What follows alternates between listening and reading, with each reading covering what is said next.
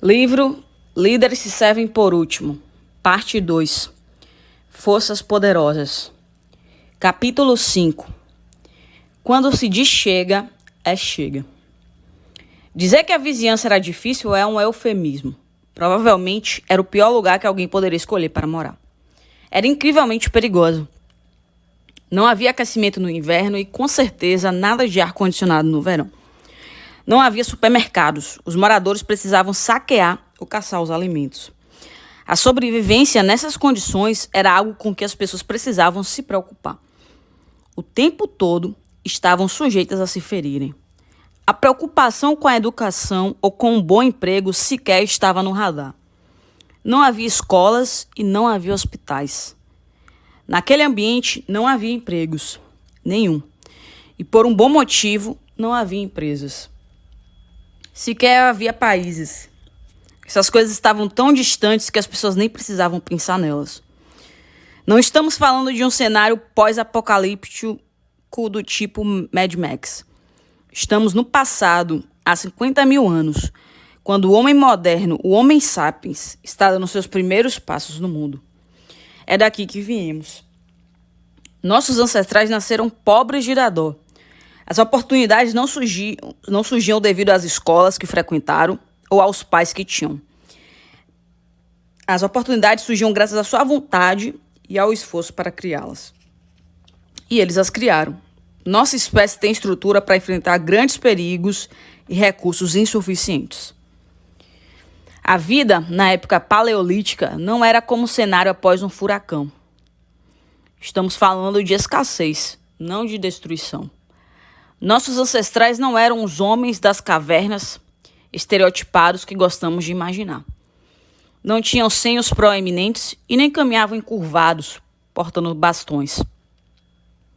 Pareciam-se conosco e eram tão astutos e capazes quanto somos hoje. As únicas coisas que não tinham ainda eram os frutos do progresso e as vantagens do mundo moderno. Não fosse por isso, seriam exatamente como nós. Quase tudo nos seres humanos destina-se a nos ajudar a sobreviver e a perpetuar a espécie em períodos difíceis. Muito difíceis. Nossa fisiologia e nossa necessidade de cooperar existem em função da sobrevivência.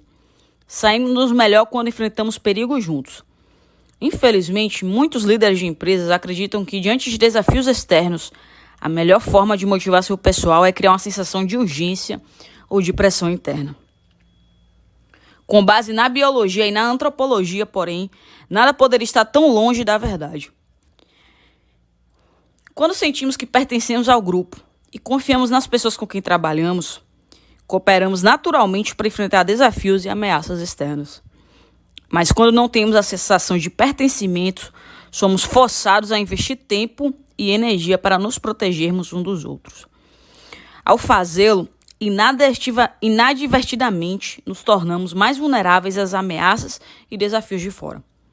E mais, com a atenção voltada para dentro, não percebemos as oportunidades de fora. Quando nos sentimos seguros com as pessoas com quem trabalhamos, aumentam nossas chances de sobreviver e prosperar. É assim que são as coisas. No princípio. O Homo sapiens tem algumas características que nos tornam muito mais aptos a sobreviver e vicejar nas condições severas sob as quais nascemos. Até melhor do que outras espécies hominídeas que eram maiores e mais fortes do que nós. Parte de nossa vantagem deve-se ao neocórtex, nosso complexo cérebro que soluciona problemas e que nos dá a capacidade de comunicação sofisticada. Diferente de outros animais capazes de se comunicar, somos capazes de empregar sintaxe e gramática. Mas outra razão crítica para termos sobrevivido foi nossa notável capacidade de cooperação. Somos uma espécie altamente social, cuja sobrevivência e capacidade de prosperar depende da ajuda de outros. Habilidades como trabalho em grupo, ajuda e proteção mútua funcionaram tão bem, na verdade, que nossas populações fizeram mais do que sobreviver, elas prosperaram. Os elefantes também sobreviveram, mas a vida de um elefante atual é praticamente a mesma que há milhões de anos. Nós não. Nossa vida é completamente diferente da que tínhamos há 50 mil anos. Apesar de nossa espécie ter sido moldada para se adequar ao ambiente, fomos tão hábeis no trabalho em grupo e na solução de problemas que descobrimos formas de adequar o ambiente a nós. Quanto melhor nos saíamos, mais conseguíamos modificar nossas condições para atender às nossas necessidades, em vez de mudarmos para nos adequarmos às condições. O problema é que nossa codificação genética básica permanece a mesma. Somos um grupo antiquado vivendo em um mundo moderno e repleto de recursos. Obviamente, isso tem suas vantagens, mas, como tudo no mundo, tem seu preço. Tudo se resume ao grupo. Vivendo em comunidades que chegavam a 150 pessoas, no máximo, conhecíamos todo mundo e sabíamos que todos compreendiam que era do interesse geral ajudar o grupo. Os homens saíam e caçavam juntos, e a comunidade trabalhava em conjunto para educar os jovens, cuidar dos doentes e idosos e proteger-se mutuamente. Claro que havia conflitos, como em qualquer grupo, mas quando surgia a necessidade de agir, todos punham as diferenças de lado e trabalhavam juntos. Assim como às vezes temos desentendimentos sérios com nossos irmãos, se um terceiro usou ameaça, reagimos prontamente para defendê-los. Sempre protegemos os nossos. Não fazê-lo vai contra aquilo que significa ser humano e, em última análise, prejudica a capacidade de sobrevivência e de prosperidade do grupo.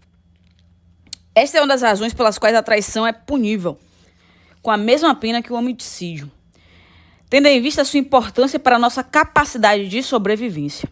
Os humanos levam a questão da confiança muito a sério. Nosso sucesso prova isso. Cooperação e ajuda mútua funcionam melhor do que competição e individualismo obstinado. Para que acrescentar mais um grau de dificuldade lutando contra os outros se já somos forçados a enfrentar as vicissitudes da natureza, a limitação dos recursos e outras ameaças externas? A vida em aldeias cooperativas era a norma desde as florestas da Amazônia até as planícies abertas da África. Noutras palavras, quem determinava nossas melhores chances de sobrevivência e de sucesso não era o ambiente físico, mas a própria biologia da espécie, o modo como o ser humano é estruturado, a maneira como evoluímos, ajudando-nos mutuamente. Funcionou independente de onde viemos ou das condições difíceis que enfrentamos. Cada um dos seres humanos do planeta, independentemente da cultura, tem a propensão natural para a cooperação. Como esperávamos, nem tudo foi difícil. Somos animais sociais, e ser social foi tão importante para nós há milhares de anos quanto o é hoje. Foi um modo essencial de formar e manter a confiança e de nos conhecermos uns aos outros. O tempo que passamos procurando conhecer as pessoas quando não estamos trabalhando faz parte do processo de formação de vínculos de confiança. É exatamente por isso que comer juntos e fazer coisas juntos como uma família é tão importante. E também são fundamentais as conferências, os almoços de fim de ano da empresa e o tempo que passamos ao lado da máquina de café. Quanto maior a familiaridade que temos com os outros, mais forte os nossos vínculos. A interação social também é básica para os líderes de uma organização. Percorrer as salas do escritório e manter contato com as pessoas fora das reuniões é muito importante. Provavelmente o exemplo mais próximo de um sistema moderno que imita nossas sociedades fraternais ancestrais é o dormitório universitário. Embora os estudantes possam ter seus próprios quartos, que normalmente são compartilhados, as portas ficam abertas, pois eles socializam entre os quartos. O corredor se torna o centro da vida social e os quartos são para estudar e dormir. Às vezes, nem isso. Os vínculos de amizade que se formam nos dormitórios são vitais. É aí que os universitários tendem a desenvolver suas amizades mais íntimas, e não nas salas de aula. Nosso sucesso como espécie não foi fortuito, foi merecido. Nós nos esforçamos para chegar onde estamos hoje e nós o fizemos juntos. Fomos feitos para trabalhar juntos. Somos, em um nível profundamente arraigado e biológico, máquinas sociais. E quando trabalhamos para nos ajudar mutuamente, nossos corpos nos recompensam por nosso esforço para que continuemos a fazê-lo. Nossa dependência química. Graças ao processo evolutivo de tentativa e erro, quase todos os detalhes de nossa fisiologia têm razão de ser.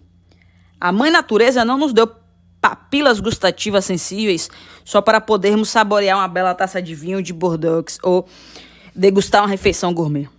As papilas gustativas dizem ao nosso sistema digestivo quais enzimas deve liberar para tratar da melhor forma a comida que está sendo ingerida, assim como o sentido do olfato nos ajuda a detectar se a comida está estragada ou não.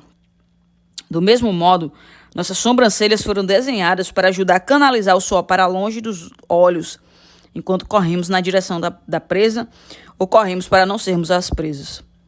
Tudo que existe no corpo tem uma função: ajudar-nos a sobreviver, o que inclui o sentimento da felicidade.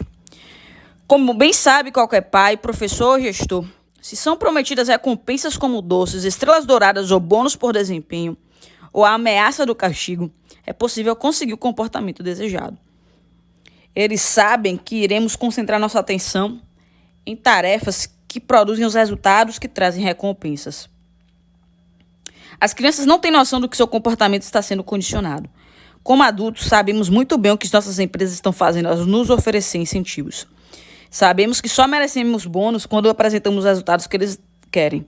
De modo geral, isso funciona. Na verdade, funciona muito bem. Todavia, bem antes de nossos chefes, a Mãe Natureza descobriu como usar um sistema de incentivos para nos condicionar a fazer certas coisas para atingir determinados resultados. No caso da biologia humana, nossos corpos empregam um sistema de sentimentos positivos e negativos.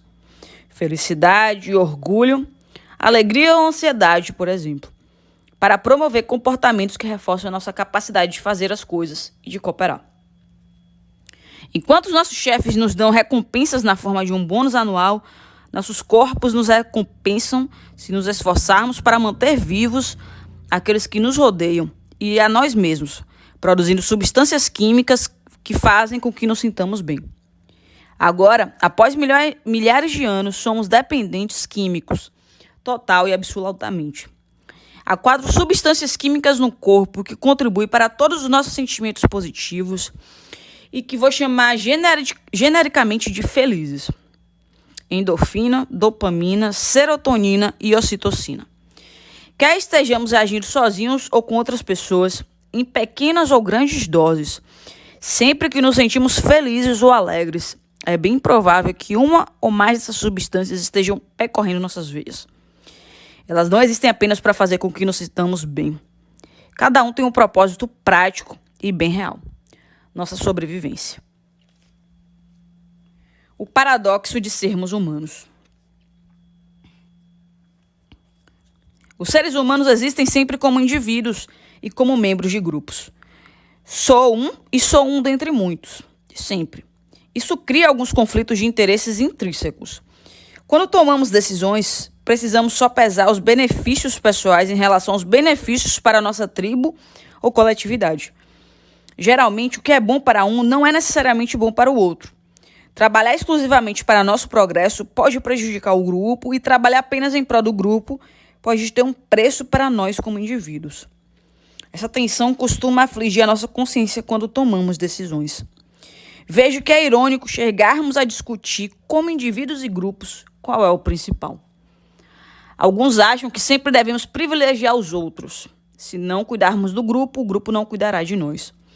Outros acham que devemos sempre nos colocar na frente, que se não cuidarmos de nós mesmos antes dos outros, não seremos úteis para ninguém mais. A verdade é que ambas as posições são verdadeiras. Encontramos esse aparente conflito de interesses até na nossa biologia. Dos 4 incentivos químicos primários em nossos corpos, 2 evoluíram principalmente para que pudéssemos encontrar alimentos e fazer o que precisa ser feito. E os outros 2 nos ajudam a socializar e a cooperar. Os 2 primeiros, endorfina e dopamina, levam-nos a fazer o que é preciso fazer como indivíduos: perseverar, encontrar alimento, construir abrigos, inventar ferramentas, seguir em frente e realizar as tarefas. Gosto de chamá-las de substâncias químicas, entre aspas, egoístas. As outras 2, serotonina e ocitocina, estão presentes para nos incentivar a trabalhar juntos e a desenvolver confiança e lealdade. Gosto de chamá-las de substâncias químicas, entre aspas, altruístas. Atuam no sentido de fortalecermos nossos vínculos sociais. Com isso, aumentam as chances de trabalharmos e de cooperarmos com os demais, para que possamos sobreviver e garantir que nossa prole viverá mais do que nós.